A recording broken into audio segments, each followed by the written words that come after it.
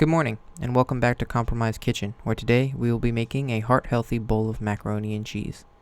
To begin, you will want to start by collecting all of your equipment.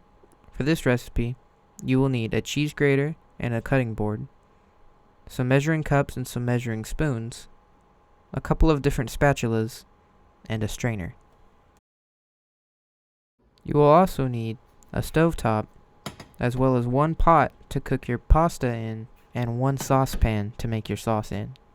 Before you begin working on the sauce, you're going to want to get started on your pasta.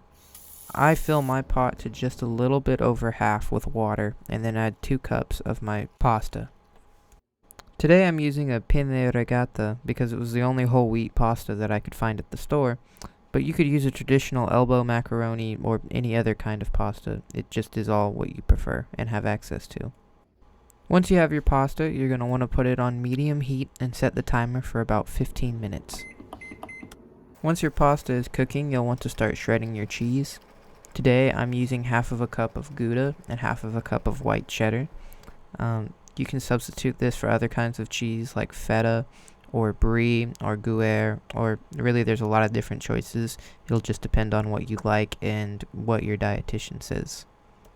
Once your cheese is shredded, you're going to want to set your stove to a medium to low heat and add 1 tablespoon of canola oil to start getting warm.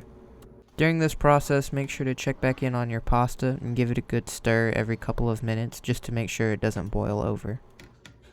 Once your oil is hot, you're going to want to go ahead and add 1/2 cup of milk, add your cheese, and add 1 tablespoon of flour and mix it all together.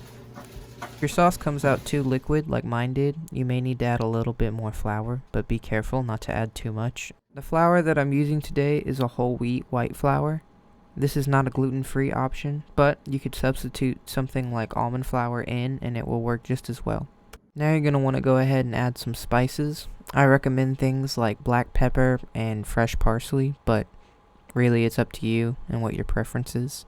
Once your pasta timer goes off, you're going to want to go ahead and drain your pasta and fold it in with the sauce.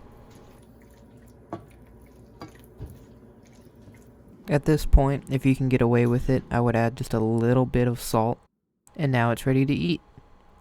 If you enjoyed this tutorial, please consider liking the video, and if you're interested in more heart-healthy recipes, feel free to check out the rest of my channel and subscribe, or you can follow me on Instagram or Twitter. Thank you.